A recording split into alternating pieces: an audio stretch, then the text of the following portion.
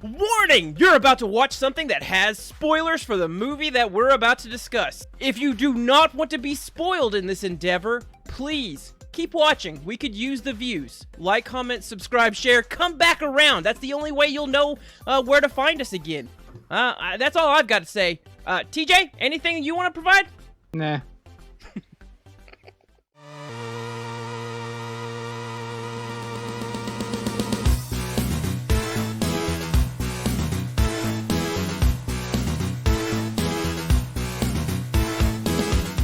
Welcome to Rage You Nerds. I am Mr. Cack, and I am joined, like I am on Fridays, by the hardest working nerd in the business, TJ.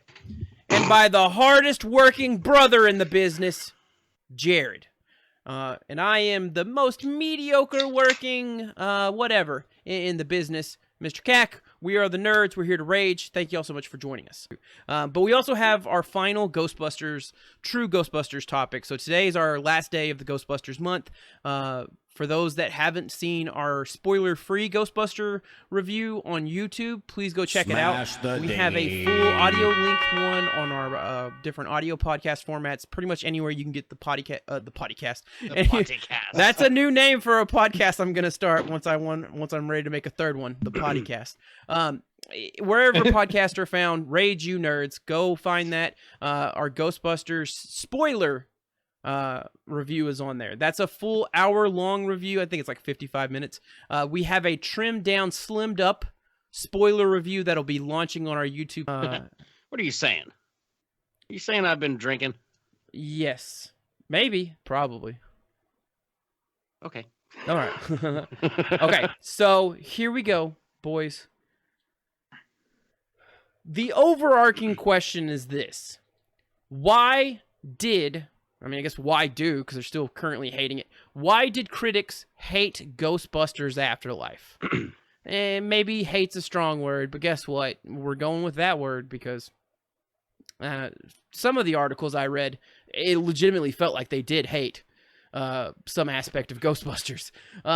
So I want you both, and then I'll throw in my thoughts as well. I want to know what you think is the reason for what started out, because I'm more so, like, there's some articles coming out now, but more so before Ghostbuster Afterlife hit the public, or hit the general audience last Thursday, it was getting bombarded. It was getting bombarded with article after article, review after review of critics, of websites, of any writer that wanted to put a star on something, just hammering this film before audiences got to see it. And I want to know, your thoughts, but to throw out some probing ideas out there. The overburdening of nostalgia, it being a hollow story, only focusing on nostalgia. The fact that critics went so deep into Ghostbusters Afterlife, is this their revenge to us?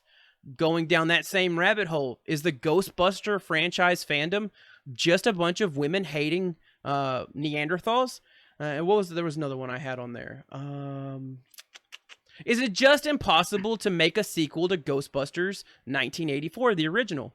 So we'll start with you, TJ. Why do critics hate this movie?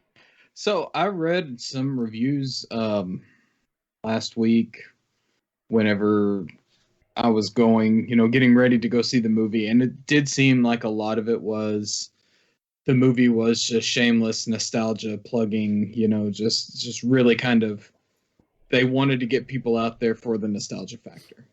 Like, they didn't even care about the story behind it or anything. There was just a lot of nostalgia critics out there.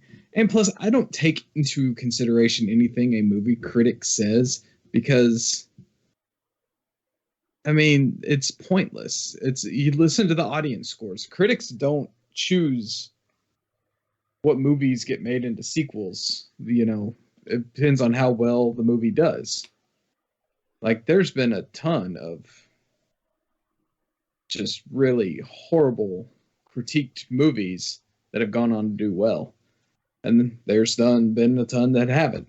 Is it impossible to make a sequel to Ghostbusters? No. Not impossible. They've done it twice. To make a good I guess is the critics' question. So, I mean, I've said it before, and I'll say it again. The second movie and the third movie is never going to be as good as the first movie. You know, it's really hard to make sequels that are as good as or better than the original. There's so much hype with the original Ghostbusters, so much nostalgia, so much love for that movie that nothing's going to live up to it. I mean, let's face it. You're always going to find someone who doesn't like it for X, Y, and Z reasons. All right. Hey, Jared, why do the critics hate Ghostbusters Afterlife? I don't know if they hate it. Hate, I think, is kind of a strong word. It's a critic's job to be a critic and to critique the film based on some, I don't want to say algorithm, but some sheet. They've got a sheet somewhere and they score it, kind of like when we started out when we were doing movie reviews, where we had sort of a criteria of how we graded a movie. But none of that ever encompassed how we felt about the movie as far as like how it made us feel. And I think critics don't take any of that into consideration. So when I hear the nostalgia part, I can see where they are totally like, oh, it was just a film to appease all the people that had seen this before. But if honestly, if that's their take, they didn't watch the film because it's nothing like the original. It pays homage to a lot of things and it gives you a lot of Easter eggs that are there. But I mean, this isn't like, it has nothing to do with the original other than sort of continuing a plot that you didn't know about in the original Ghostbusters. So, but I get the critique of the movie because we even said it. It's not a great movie. It's a fun movie. As a fan, it hit on all the points that we wanted to hit on. It was, everything was there kind of in a nice little bow. And, maybe that's it too. Maybe it was too convenient. Everything was too convenient. But again, I don't hate the critics for it, but I can see where they're coming from in the fact that it did sort of play towards that nostalgia, but that's not what the movie was about. It was a completely new storyline with new characters and sort of a support of all the old characters to come in and kind of bring it all together. I think you could have, and I honestly will say this, I think you could have left all the originals out, still had the references to, for example, say the trap or to references to Egon and all that. Not even had them in it, not even had her calling Raise a Cult, could have taken that completely out. You've still got the same movie, only with less nostalgia, and it's still a pretty damn good movie. The nostalgia part was what put us, people like you, the three of us, put us over the edge. We're like, oh my gosh, Bill's back and Ernie's back and Ray's back, and that's what set it over the edge for us. And sorry, I ramble. No, that's good. That's good. So both of you seem to want to shy away from potentially saying that critics hate it. What got me down this rabbit hole is I read a couple of reviews today and I was like, and this one from RogerEbert.com gave Ghostbusters Afterlife on November 19th, 2021 a 1-star rating. What are some of the things she said? This is where I've started to tunnel vision on what I think is ultimately the root cause. Is it easy to just, well, let me go solo. Is it easy just to take Ghostbusters Afterlife and say, it relies too much on nostalgia? Before the movie came out, I was like, well, that probably sounds like a legitimate concern. It's a movie drumming up Ghost of the Past from the 30 years and Bill Murray, Dan Aykroyd, literally Harold Ramis, and Ernie Hudson. So yeah, I get that. And I was kind of like, maybe it is going to be in that way where it's just too much nostalgia for a new fan to care.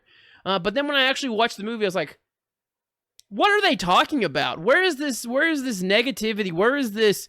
I've seen articles saying that this was dead on arrival. This was flat-footed. This had no soul or whatever. No one answered the call or something like that. And the more that I continued to dig through it, the more I saw a more, to me, underlining issue. And it's this. A lot of critics that went out of their way to trash this film seem to consistently bring up a movie that should have nothing other than franchise association with this film, and that is 2016's Answer the Call. Now, I'm not going to go on a diatribe and tell you that I don't like Ghostbusters 2016 Answer the Call, because I don't like Ghostbusters 2016 Answer the Call. It's not because I'm a man and because they are women. I think they found a great cast of very talented comedians to make this movie. Kristen Wiig and Kate McKinnon, they were awesome. I was super excited to see them go out there and perform. I didn't care that females were putting on the packs, but critics have taken this moment to just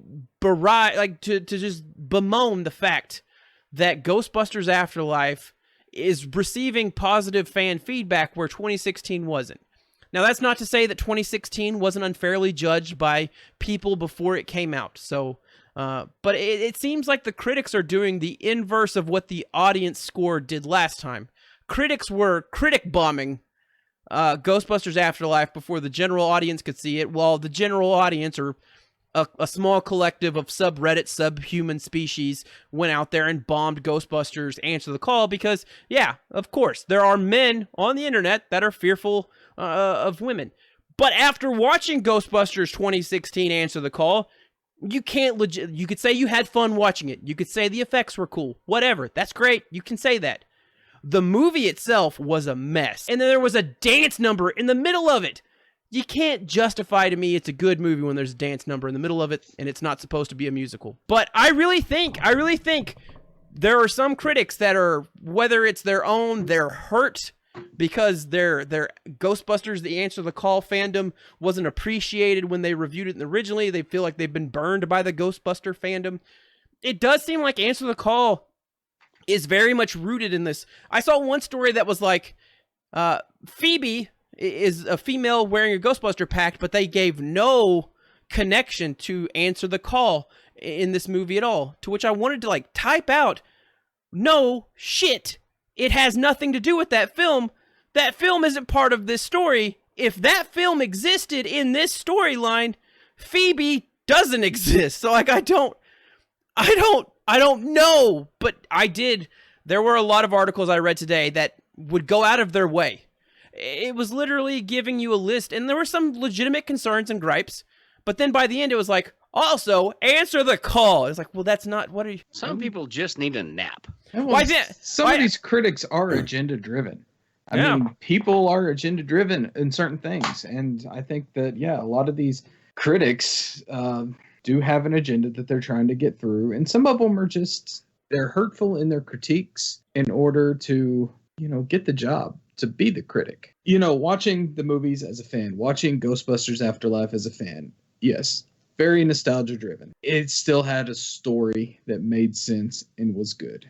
Watching Ghostbusters Answer the Call as a Ghostbusters fan, the story didn't make sense. The comedy was forced. The great thing about the original 1984 Ghostbusters movie with the comedy, none of it feels forced. It feels like four guys who are friends who are just smartasses. Ghostbusters Answer the Call was specifically cast as a comedy, and comedies nowadays just suck. It's all forced. It's all what people in a writer's room think is funny. Ghostbusters Afterlife review, a slimy, stinking corpse of a sequel, says Charles Bramesco of The Guardian. I mean, you don't, like what we've been doing. We don't look at the Rotten Tomatoes critics score. We look at the audience scores for movies.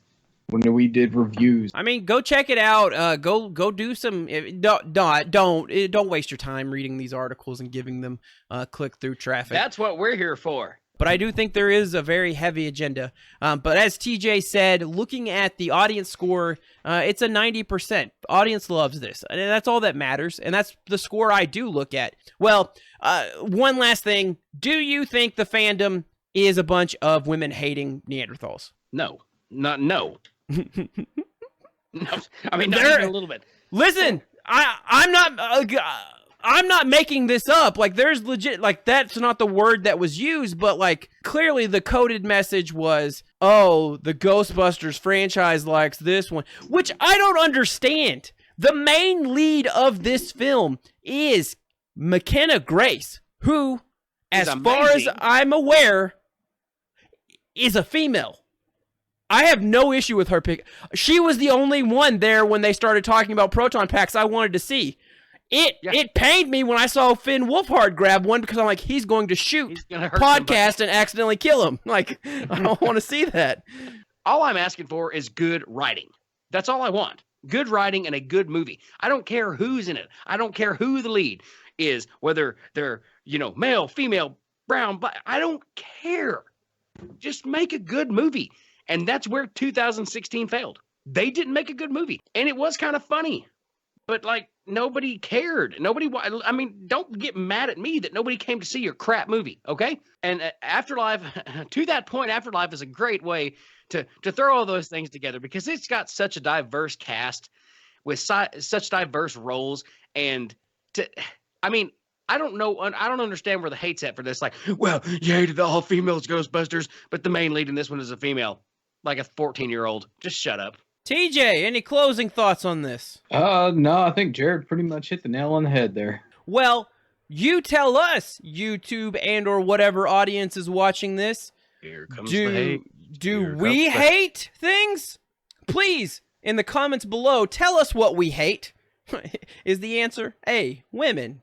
B, answer the call. C, ourselves.